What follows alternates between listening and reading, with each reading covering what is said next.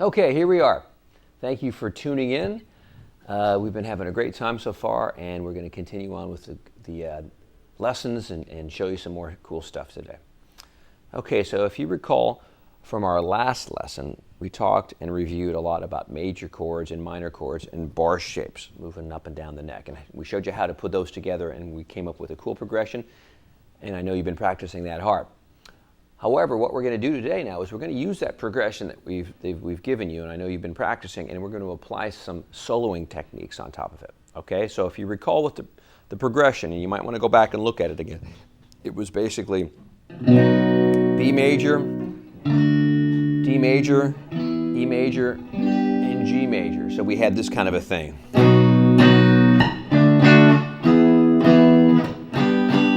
That was the first part of the progression. And then the second part of the progression went to here. E minor, D major, C major, B minor, A minor, G major, and then back to D and E. So basically what we had is a 2-key chord progression. You can see it's right behind me. And that's what we used last lesson. But what are we going to do with that that's going to incorporate some soloing techniques? Well, I'm going to talk about that right now. Let's take a look at the board over here, and you can see what we're going to do is we're going to have 2 different types of scales we're going to use for that progression. Okay, and I've taken the time to write them out for you. And we've already covered these scales before, but I'm going to review them here real quick, and we're going to talk about how we can make these scales musical and interesting. Okay, so the first scale that we've talked about, I introduced this pattern a while ago, but it's a pentatonic scale.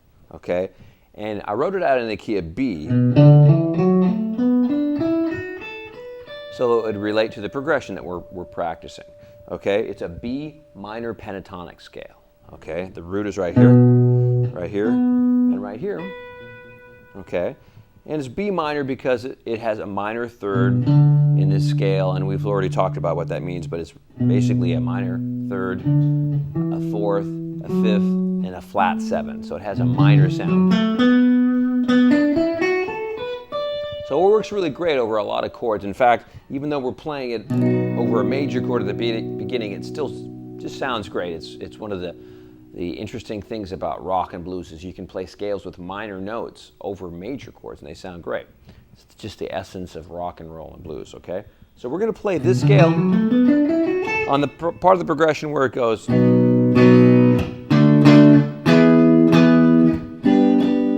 That 4 times. We're going to use this scale, just this one position.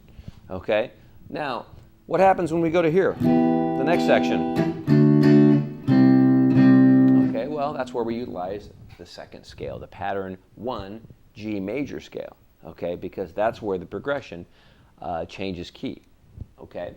So we can't keep playing that B minor pentatonic scale really very successfully. We're going to have some problems. So some of the notes would sound all right, but I really want you to think of the other part of the progression as G major.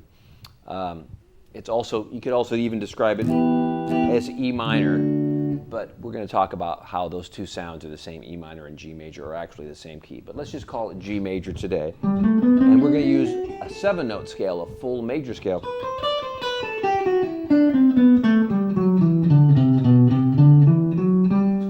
I'll refer to the chord form that it fits nicely over, just so you're reminded of that. This is a G major pattern, and it fits perfectly over the G major chord form. Okay, so it really helps keep that all straight for you. So let's take that pattern and play that together. 3, 4.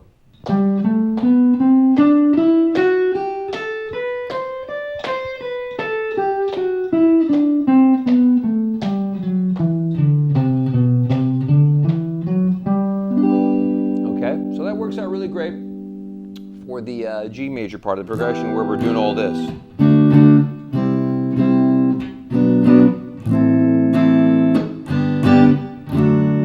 And then we go back to the pentatonic sound after that. Okay? Now, I'm going to show you a few things when I play about these 2 scales that'll make it sound musical. And one of the first things I want to talk about is the idea of, especially in the pentatonic scale, the idea of string bending, okay? Now, you've probably seen me already utilize string bending, and I'm sure for a lot of people at home, you probably do some string bending and don't think that much about it, but there's a lot of important elements to string bending that I want you to get in the habit of thinking about and paying attention for when you're practicing, okay?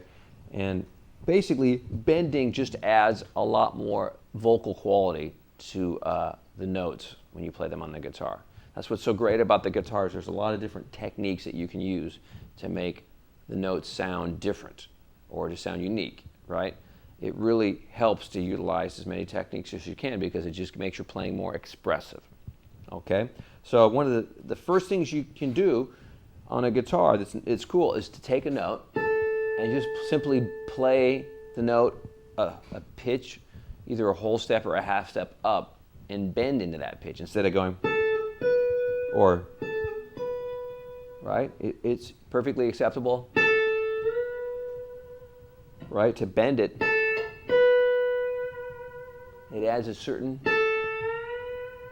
nice musical and bluesy, just a vocal quality to it, right? So all I'm doing is taking a note in the pentatonic scale and bending to the next note that it would be anyway. I'm just taking that note and bending it up to the tonic. I'm taking the A and bending it up to the tonic. Now I want you to pay attention to something. Look at the position of my left hand, okay? Notice that I'm not doing this. I'm not playing with my thumb behind the neck like I'm playing chords, right? I'm not doing that because I don't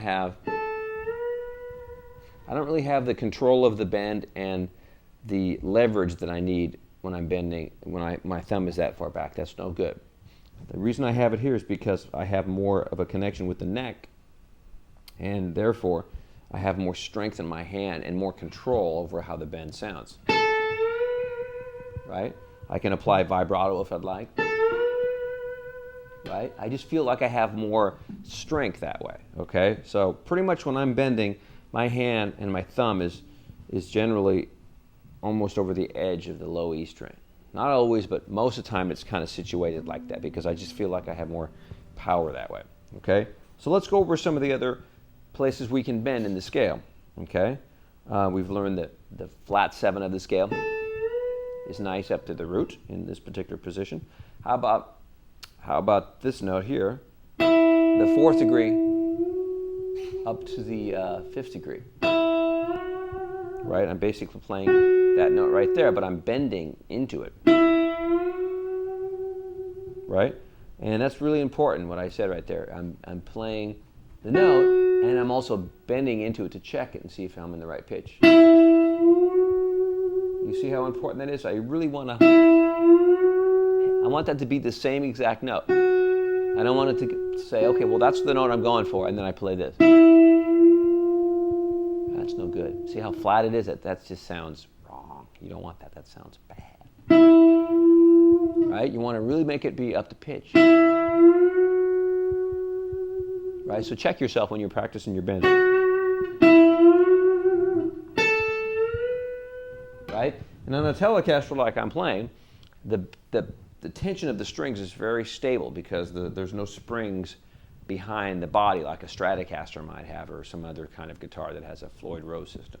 So it's easier to play in tune on a Telecaster because of the engineering of the bridge. But that doesn't mean that you can't do it on a Stratocaster. You just have to use your ear to develop a better sense of pitch when you bend because you have to compensate always a little bit. Okay, so we've got the 4th up to the 5th, the flat 7 up to the root. How about the minor 3rd up to the 4th?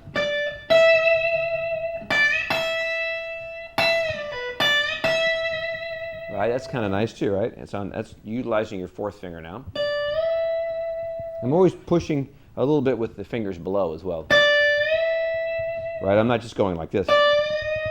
Can't even do it actually. So my fingers are basically pushing from below.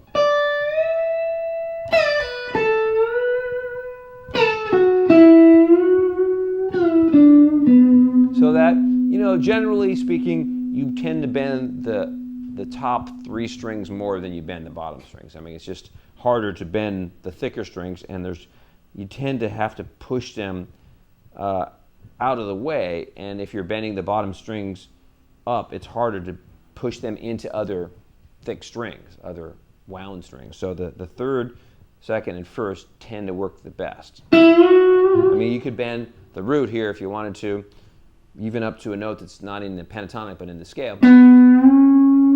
That would be like the C sharp, but I do that sometimes, not as much. And sometimes when you're bending on low strings, you might just bend. You might actually bend down rather than push up like the other strings. So you do, right? But anyway, tend to focus on, in this position, on the notes that are available to bend with the third and the fourth. In other positions, you'd have different bends that are available to bend with different fingers, right? If you were playing, let's say, pentatonic right here,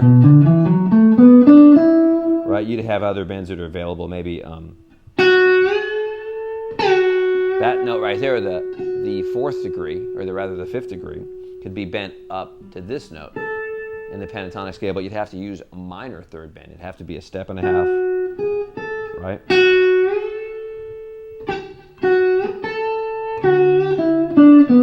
So that's a tougher bend because you have to bend higher and you have to have stronger hands to do that one.